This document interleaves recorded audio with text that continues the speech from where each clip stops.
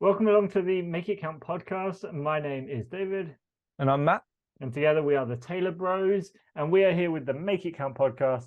And I came across something, I don't know if you know about this, Matt, but there were 6 scientists that went and lived on this Hawaiian volcano for a year. And the idea was it was going to simulate long-term space travel. Essentially traveling to and living on Mars. And so, they were living total isolation, just the 6 of them, really. And after they finished the experiment, they said the biggest challenge was boredom. That was their biggest challenge. And that's what we're talking about today, Matt. Being bored, boredom, the merits, the cost, what it's all about. So I just thought that was a really interesting story that, the people were training for it. They probably thought, oh, maybe the isolation was going to be difficult. Maybe it would be just like all this other stuff. But actually, the hardest thing was boredom. That is interesting. I think, we've spoken about that before. That is a new revelation to me. I think the whole idea was to kind of discover what the psychological impacts of space journey would be.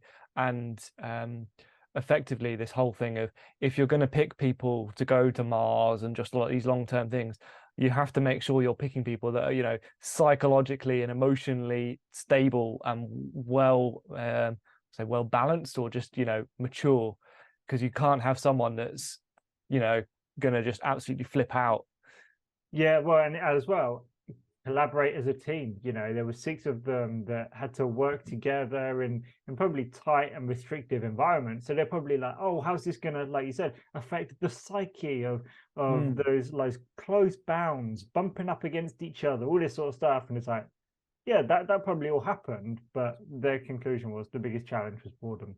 So when they say the biggest challenge, like in what ways was that a challenge? Like what ways did that negatively affect them or the team? Well, yeah, I wondered about that as well, because, and I don't know if it necessarily was perceived as negative, but I suppose, and I wonder how they measured that, or how was it self-reported, or but it made me think. Well, actually, when my understanding is when they go up to the International Space Station, they're like working really hard. They're like continually like doing experiments and keeping busy. And you think, oh, that's interesting. Maybe there's a part of it that's like, oh, you don't want to face this existential moment of being far away from breathable air, really, whatever. That is really interesting. And that's something I want to key into. I don't know whether to go into it right now, but some of the stuff that I was looking at when it came to boredom and just thinking about it,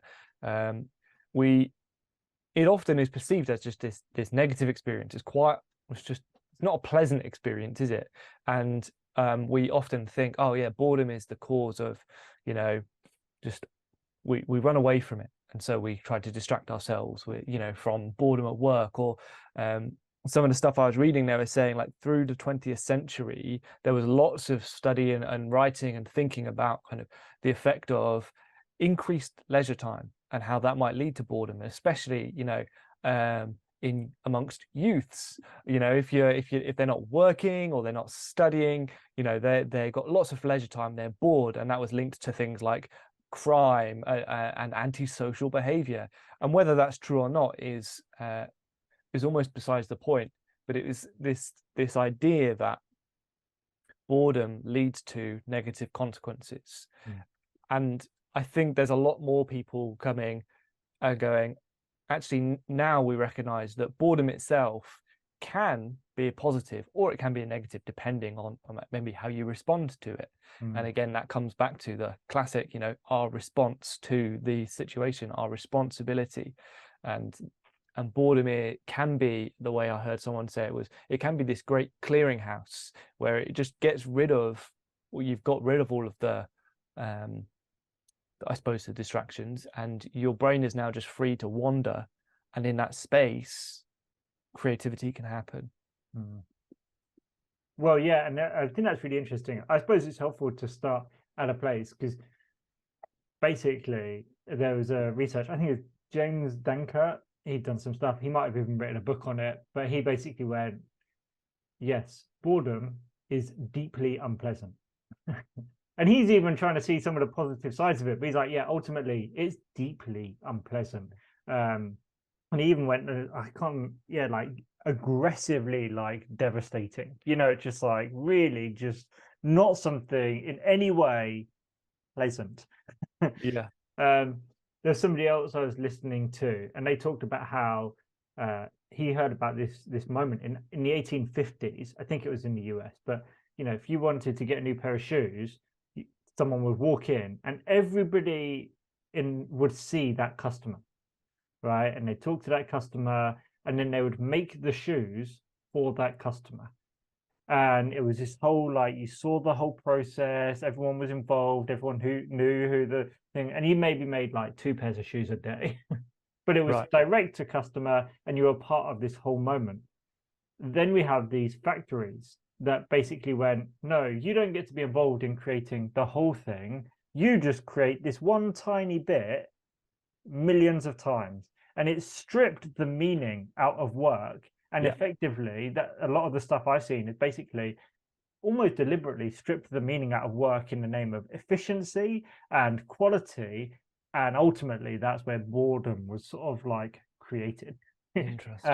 And it Wow. reminded me of that story. I think it was it Christopher Wren, when they were rebuilding London after the Great Fire, and he saw these 3 men, and one that was like stooped down, one was sort of like standing a little bit more less stooped, and then one was like standing upright, shoulders back, everything. And he was like, oh, like they're doing the same job, I'm gonna go talk, like, what they're gonna do. And so he went to the first guy who stooped over and said, what are you doing? And he's like, oh, I'm a bricklayer, I'm laying bricks. So to the next guy, well, what are you doing? He said, well, I'm I'm a bricklayer, I'm building a wall. And the last guy, who stood upright, said, what are you doing? He said, I'm building a cathedral to the Almighty. And it was something about this, like, oh, he'd seen the big picture. He knew what he was doing. He wasn't just laying bricks. He wasn't just building a wall. He was being a part of like building a cathedral, and he owned that. And I just thought those things are connected, in the sense that some of the stuff I heard about boredom is, yes, it can be deeply unpleasant, but it can also allow you to see the bigger picture. Yes. A couple of things that I heard you talking about there that I also came across was this thing of, in a sense, boredom has been an experience all through history. But there are certain circumstances and situations in which maybe it is exacerbated, or the experience is more familiar to what we have today. And so one example was effectively right back in like the Roman times, where some of the richer, maybe aristocracy, were just kind of, they didn't have to work, so they had nothing to occupy themselves. And so there was this kind of sense of, well, what is the meaning in my day? Your days can pass meaninglessly. And again, sort of some of the aristocratic times in maybe the Romantic period, you had these people that were, what were they called them? I think they called them something like dandies or something. And and the only phrase I've heard that I could think of that is common is now like, oh yeah, how are you feeling? Oh, fine as dandy. And I wonder if that's part of that heritage, but it was a negative. It was this idea of, oh, here's someone who got nothing to do and they're just wasting their time. And they literally would spend their time to occupy themselves planning these elaborate parties and how they could get incredibly drunk because they felt no. And I think what I'm seeing part through all of this is, boredom isn't necessarily just to do with doing something again and again and again, because a craftsman does their job. They do the same sort of stroke, on the woodwork or the metalwork or the clay, again and again and again. But actually, because there's intention and there's exactly as you said, you can see the progression of something from raw materials through to a form, through to the finished shape, and the handing off to the person. There is that journey and there's meaning through it all. But when you disconnect it and you divorce it from that, the repetition is no longer meaningful, because it is not like I'm getting towards a mastery in my skill. It's just, yeah, there's only so many ways you can master, I know, one part of making a shoe, and I'm no longer it's taken almost the humanity, the relational aspect out of it. And so I think the meaning thing is really important when it comes to boredom. We don't necessarily get bored just because we do something again and again and again. Like I'm sure that, well, interesting, maybe we could talk about this, but certain sports stars would probably get bored and they just do it because they're good at it. But I'm sure other ones, they really love practicing that shot or practicing that body feint, because that's they find a lot of meaning in doing that. Well, I think it was there was a yeah. basketball player, wasn't there, that he would, like, after team practice had finished, he wouldn't let himself leave until he'd shot like 100 throws in. Yes. And that idea, I think Frank Lampard used to do that with long distance shots. It's like, I've got to score like 4 long distance shots before I finish training. And Yep. David Beckham would do extra free kicks and all of this sort of stuff. Like you said, there's a repetition to that. I'm going to go take some penalties after every training session and make sure they're really good penalties so that when it comes, and like you said, they're not bored by that, even though it's a repetitious thing. I suppose to move the conversation forward a little bit, one of the things that is interesting is this idea that boredom is a feature, not a flaw. It's like, actually it's saying something. And some of the situations we are most bored in, I mean, I've been to lots of very, what I would describe as boring meetings. and actually part of what makes them boring is my experience of them or my attitude towards them. So in the sense that, like, oh, I find it uninteresting or I find it unenjoyable, and actually I can reframe that and go, well, what's the fun I can find here? But there was this idea that boredom is often in situations where you feel in some way like trapped, or like held captive in some way or other. And that was quite interesting. That's probably why, we look at students who are at school and go, oh, they look bored all the time, but they should be grateful for what they're learning. They have this opportunity, but actually they're bored. And part of that is they just feel trapped. And sometimes it is uninteresting and it is unenjoyable. And we have to work hard to, like, reframe it to go, actually, there is value here. I can make it work. I can make it enjoyable. Absolutely. I think man, there's so many thoughts coming to me right now, and I'm just like, we could talk down the education route. And I think part of it is I remember, I can't really remember an awful lot of primary school. Apparently I was always distracting people and staring out the window, but somehow I made it through. But I remember when I got to secondary school, I really got into it, and I just felt this gratitude of like, oh, I'm just interested in learning about all these different things. And so for me, I think I enjoyed the GCSEs quite a lot because you got to study this wide range of subjects, and then in the English system you cut down to 4 after that, or 3, and so it felt, I mean, that was good to go further, but I loved that broad and that breadth. But there were definitely times when you just go, man, you see the people around, none of the people aren't interested, and there's that restriction, and I think that the world we live in now is different, isn't it? So the education system that we have grown up in many developed countries is actually very much based on that industrialized model of produce conformity, because they're going to be a cog in a machine in a factory.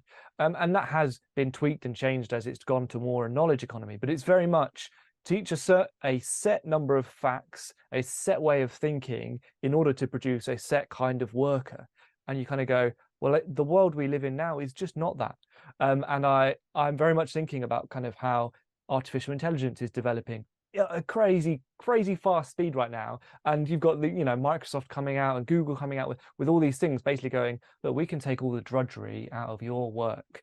And we've spoken a little bit about that before with, we're always trying to run away from the toil, from the drudgery, but I think even inherent in that education, and it's going to force education to have to go, well, what do we need to teach people? And I'd be really interested to see whether there is almost a return to and an increase back towards maybe apprenticeship models where you're going, well, actually, yeah, we don't need to necessarily teach people a load of facts, because the information is going to be there. We need to obviously teach people how to handle information, but there's something really rewarding about like actually making things, and where a lot of your economic value can be basically automated by a machine. You kind of go, well, maybe that does free us up to do things that we're more interested in. And that would be a really beautiful thing.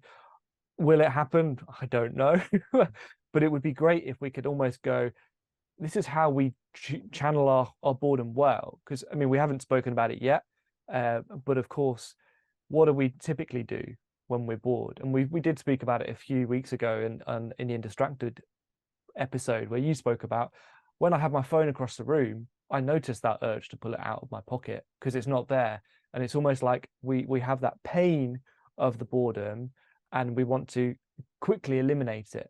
But what happens if we learn how to sit with that boredom a little bit longer, and then we can enjoy the fruits of it? Yeah, and I suppose that's kind of why I want to just jump into this part. Is boredom is a feature because it's telling us something. It's telling us something about our current environment. And I think apparently it was Tolstoy that said, boredom is a desire for desires. Which I thought was quite an interesting one. It's like, oh, I want, nothing here appeals to me. I think that's what there was a video by Veritasium. He said, boredom is this moment where none of your options appeal to you. It's this feeling of like total underwhelmedness, right? Which I thought was really interesting. But it's telling you something about your environment, and ultimately, boredom should lead to exploration. Yes. And that's what people have talked about in this. As you track through the history, we're wired for the new, for the interesting, for the nuanced, for the something new. And so that's what boredom should do. It should be this moment where it's like, oh, this isn't right. I'm going to go and discover something new. I'm going to learn. I'm going to explore the new world. But often, I think this is one, we have to get through that pain barrier, and to open up that creative space. Two, if we're not able to sit with that, we go for the lowest common denominator. And ultimately, what they found now is we all carry around our mobile phones. And anytime we even get close to feeling that like discomfort of sitting in that moment of boredom, what happens? We reach for our phone and we settle for the nuance or the new of a new notification, of the infinity scrolling that we get on Instagram and Netflix. And actually, that's not quite maybe the healthiest expression of exploration when it comes to applying that boredom experience. Yeah, that's so I think that's spot on. And it's not, again, to vilify the tech, because it can be used really beneficially. But it is also that awareness. Do you ever get worried, Matt, that we're going to be called Luddites? Oh, I'm sure some people already are. Then, maybe that's the case. Maybe it isn't. Oh, I'm using AI. I don't feel like a Luddite. But yeah, I think that is it. And it's been intentionally designed, hasn't it, to tap into, when we feel that boredom, we want that novelty. We can give you endless novelty at the tap of the scroll, and you don't have to apply any effort at all. And I just wonder about all of I think it's so interesting. You've got all of these researchers kind of doing stuff, and actually it was in this decision book that you gave to me, which was all these different models for making decisions. And one of them was just thinking outside the box, right? And they told of this experiment that a guy had done, where he literally got people inside a small, fairly dark, plain room, and got them to think about some creative problems. And they came up with so many more solutions than people who were just in a normal environment. And so he had quite a good line. He was like, well, it turns out if you want to think outside the box, you best do your thinking in a box. And there was something about, that my university professors were always saying, well, if you're struggling with this problem, sometimes the only thing you've got to do is just sit with it in a darkened room, and we always were like, why are they talking about this? But I think there's definitely this aspect of, once you have the problem in front of you and you've got the information that, the key information, actually the most important thing is to then shut out all of the rest of the sensory input, because your brain is having to process all of that. And visual is obviously a huge percentage of the amount of information we take in. So if you can get rid of most of the visual noise, you're able to do better thinking. Your brain can just kind of almost, starts to reach out in search for things and starts to maybe recall bits of information that you wouldn't necessarily connect together, come up with interesting potentials. And so it's not about going, we need no input, we should all just sit in darkened rooms for the rest of our lives in solitary confinement. But I think, again, it returns back to, and it's this practice that you spoke about in an episode maybe a year ago, where it was about you spend, I don't know, 10 or 15 minutes a day just sitting, looking out the window intentionally, to just let your brain think. And then you would have a journal at hand and just write down whatever came to mind. And I think that's really the interesting thing, wasn't it? Because boredom can do a lot of things. And one of the things people talk about is it can bring greater creativity. Now, the guy I talked about earlier, James Dankert, I think his name was, he basically went, it can bring about creativity for those with good self-control. And it was like, oh, and maybe that links to that experiment we talked about the other week, which was these people who are going to give themselves, 15 minutes in a room, nothing in that room, just them and their thoughts, and a button that's going to give them an electric shock. And like over half the people gave themselves, and this was done in 2014, Timothy Wilson was the professor, so they did this, over half the people gave themselves this powerful electric shock. And what was crazy to me is beforehand, most of them had said they would pay money to not be like electric shocked. Yeah. And yet, when the option was like boredom with your own thoughts or like electric shock, they went with that. And so there's all these experiments. The one I found really interesting was they were like, read the phone book. And then, here's a cup. How many different things can you do, like creative things, can you come up with this cup? Versus the controls that didn't. They were far more creative. And it's just like, oh, boredom leads to creativity. Go figure. And so there was a TED talk all about this from about 5 years ago. And she did this thing of like the brilliance of boredom. And it was trying to like encourage everyone to do that. And it became like, hey, don't touch your phone, like reduce this amount of time on your phones and these interactions, uninstall that app that is distracting you all the time. So they did it for like 12 or 13 weeks. But she said a lot of the younger people who did it were suddenly experiencing emotions that they'd never experienced before. Wow. They'd never experienced boredom before. And it was just this new experience for them. And she said there was some research that suggests this next generation are less creative, especially in areas of solving problems for their communities. Wow.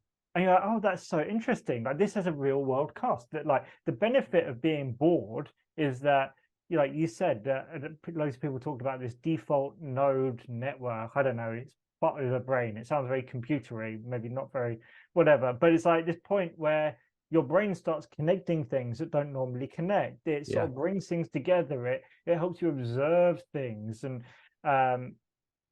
actually, if you've never done that, if you've never been bored, you probably never do that. And so it's crazy because Veritasium was basically like people that experience boredom are more altruistic. And he goes to this blood donors like place, and he's like talking to one person. He's like, "Oh, why are you like donating blood?" And this person was like, "Well, I've had a few spare hours, thought I'd do something good."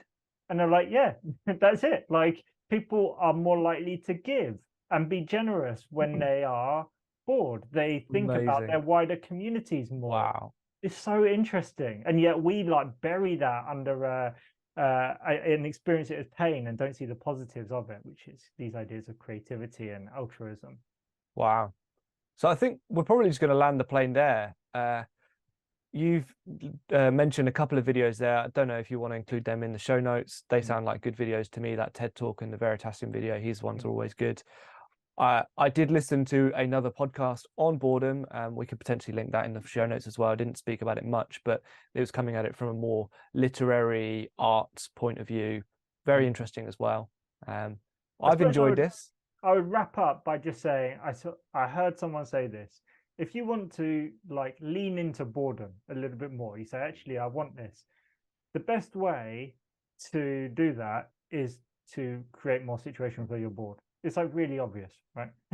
So go and do that, like sit for 10 minutes and not do anything. And that helps you build up your, what's the word? almost your ability to deal with Yeah. the boredom and then come up with stuff from it. Yeah. Yeah, I think that's it, and that's why I mentioned it earlier. It's the practice that you told us about before, and I haven't really instigated it. I do a couple of sort of walks around the block, but even that's kind of active. So maybe even just sitting, staring out a window for 10 minutes. Maybe start with 5, with a blank sheet of paper and a pen, and see what comes. And we can train ourselves up from that. There you go. Well, that's all for this week at the Make It Count podcast episode, whatever number. Thanks for listening. Hope your week is really boring.